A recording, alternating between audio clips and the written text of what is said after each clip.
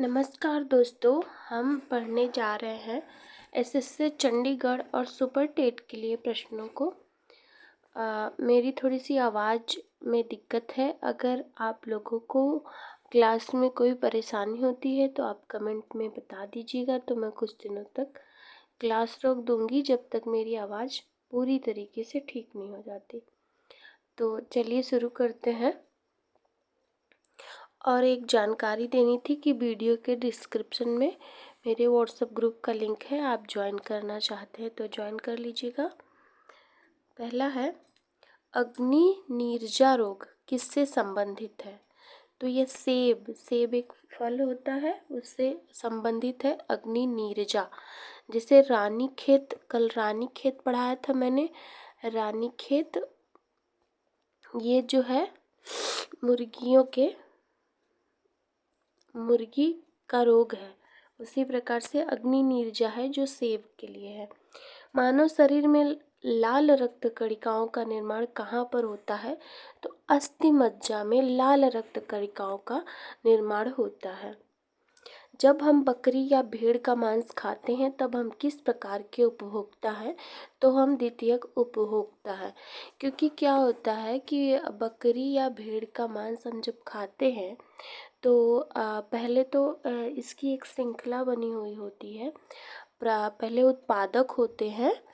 उत्पादक ये भी कभी कभी पूछ लेता है कि आप इनका सीक्वेंस बताओ। तो उत्पादक, फिर प्राथमिक, फिर द्वितीयक, फिर तृतीयक, फिर तृतीयक। तो प्राथमिक उत्पादक में होते हैं मतलब वो जैसे घास भूस, पेड़ पौधे, ये सब आते हैं। और प्राथमिक में होते हैं जो कि उत्पादक होते हैं, जो उत्पादक को खा के जिंदा रहते हैं। जो उत्पादक का उपभोग करते हैं वो प्राथमिक उपभोक्ता कहे जाते हैं। जो कि बकरी जो है वो प्राथमिक उपभोक्ता है, और अगर बकरी को कोई खाए वो द्वितीयक उपभोक्ता होगा, और अगर जो बकरी खा रहा है उसको भी कोई खाए तो वो तृतीयक उपभोक्ता होता है। प्राथमिक उपभोक्ता ज़्यादातर शाकाहारी ही होते हैं।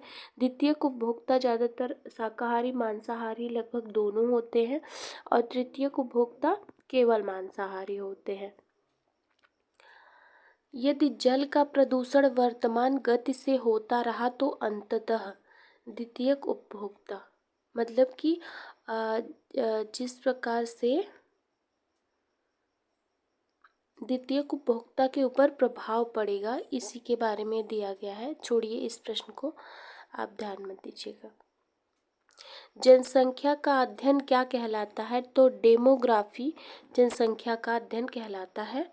मनुष्य की त्वचा किस स्थान पर सबसे मोटी होती है? तो तलवे में मनुष्य की जो है त्वचा सबसे ज़्यादा मोटी होती है। ऊर्जा के किस रूप में प्रदूषण की समस्या नहीं होती?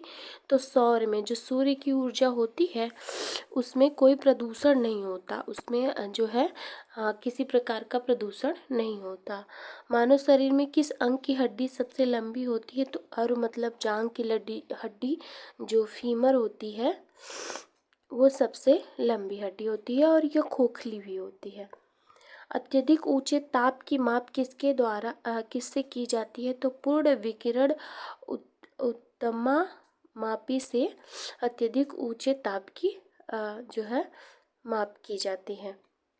इंद्रधनुष बनने का क्या कारण है? तो वायुमंडल में सूर्य की किरणों का जल बूंदों के द्वारा परावर्तन, मतलब कि सूर्य यहाँ पे होता है, पृथ्वी यहाँ मान लीजिए है, और ये बारिश होती है, बूंदें टकराती हैं, तो ये जो सूर्य का प्रकाश इन बूंदों पे पड़ता है तो लाइट रिफ्लेक्ट करती है, जिस वजह से इस प्रकार अलग अलग रेनबो बन जाता है। जैसे इंद्रधनुष हम पृथ्वी से देखते हैं, वो चूँकि बूंदें ही होती है, पानी की बूंदें जो आर्द्रता रूप में जो है वायुमंडल में छाई रहती हैं, और उनसे जो है फोकस करता है, जिस वजह से वो रिफ्लेक्ट करती हैं। उसी के कारण जो है इंद्रधनुष बनता है। सूर्य का ताप किसके द्वारा मापा जाता है? तो पाइरोमीटर तापमापी के द्वारा सूर्य का प्रकाश मापा जाता है। सेल्सियम तापक्रम पर जल के क्वथनांक तथा हिमांक क्या होते हैं? तो 100 डिग्री सेल्सियस से तथा 0 डिग्री सेल्सियस होते हैं। न्यूनतम संभव ताप कितना होता है? तो 273 डिग्री सेल्सियस न्यूनतम संभव ताप होता है। किसमें विशिष्ट ऊष्मा का मान सर्वोच्च होता है? तो जल में विशिष्ट ऊष्मा का मान सर्वोच्च होता है। प्रकाश का वेग अधिकतम किसमें होता है? तो निर्वात में प्रकाश का वेग अधिकतम होता है। मैं आपको लोगों को इतने दिनों से पढ़ा रही हूँ तो आप उसमें बार बार निर्वात की चर्चा हुई है, तो इसमें तो दिया है प्रकाश का वेग अधिकतम किसमें होता है। अगर आपने वीडियो ध्यान से देखी है तो आपको पता होगा कि ध्वनि का वेग निर्वात में कितना होता है। तो अभी आप लोग बताएंगे मुझे कमेंट करके कि निर्वात में ध्वनि की क्या चाल होती है, क्योंकि मैंने पढ़ाया हुआ है पिछली वीडियो में। सूर्य विकिरण का कौन सा भाग सोलर कुकर को गर्म कर देता है? तो अवरक्त किरणें जो है वो सोलर कुकर को गर्म कर देती हैं। ऊष्मागतिक का प्रथम नियम किस अवधारणा की पुष्टि करता है? तो यह ताप संरक्षण की अवधारणा की पुष्टि करता है। कमरे को ठंडा कैसे किया जा सकता है? तो संपीड़ित गैस को छोड़ने से, मतलब कि जो भी कंप्रेस किया हुआ दबा के रखी हुई गैस होती है उनको अगर किसी खुले मतलब कमरे में छोड़ दिया जाए तो वहाँ ठंडक महसूस होती है। ध्वनि तरंगों की प्रकृति कैसी होती है? तो ये अनुदैर्ध्य तरंगें होती हैं। प्रकाश के चिकने पृष्ठ से टकराकर वापस लौटने की घटना को क्या कहते हैं? तो प्रकाश का परावर्तन कहते हैं। किसी मनुष्य के शरीर का सामान्य तापक्रम क्या होता है? तो 98 फ़ारेनहाइट होता है, और वैसे होता है तो 37 डिग्री सेल्सियस होता है। चिल्लाते समय व्यक्ति हमेशा हथेली को मुंह के समीप क्यों रखते हैं? उस स्थिति में ध्वनि ऊर्जा सिर्फ एक ही दिशा में इंगित करती है। जैसे हम किसी को बुलाते हैं तो मुंह के साइड ऐसे हाथ गोला बना के रखते हैं ताकि मतलब हवा से हमारी आवाज़ उसी व्यक्ति की तरफ जाए जिसको हम बुलाना चाह रहे हैं। समुद्री जल से शुद्ध जल किस प्रक्रिया द्वारा प्राप्त किया जाता है? तो आसवन द्वारा। आसवन विधि होती है जिसमें क्या करते हैं कि पानी को पहले भाप बना के उड़ा दिया जाता है, फिर उसी भाप को इकट्ठा करके पानी बनाया जाता है, उसी से जल एकदम शुद्ध हो जाता है। दलदली भूमि में कौन सी गैस निकलती है? तो मीथेन गैस निकलती है। दलदली भूमि मतलब धान के खेत में, और जो जुगाली करते हैं, जो पशु जब चारा खा लेते हैं तो जुगाली करते हैं तो उनके मुंह से भी मीथेन गैस निकलती है। मांसपेशियों में किस अम्ल के एकत्रित होने से थकावट आती है? तो लैक्टिक अम्ल के इकट्ठे हो जाने से मांसपेशियों में थकावट आ जाती है। अंगूर में कौन सा अम्ल पाया जाता है? तो टारटारिक अम्ल अंगूर में पाया जाता है। कैंसर संबंधी रोगों का अध्ययन किया जाता है तो ऑर्गेनोलॉजी में कैंसर संबंधी रोगों का अध्ययन किया जाता है। मानव शरीर में सबसे लंबी कोशिका कौन सी है? तो तंत्रिका कोशिका मानव शरीर में सबसे लंबी कोशिका है। दांत मुख्य रूप से किस पदार्थ के बने होते हैं? तो डेंटाइन के बने होते हैं।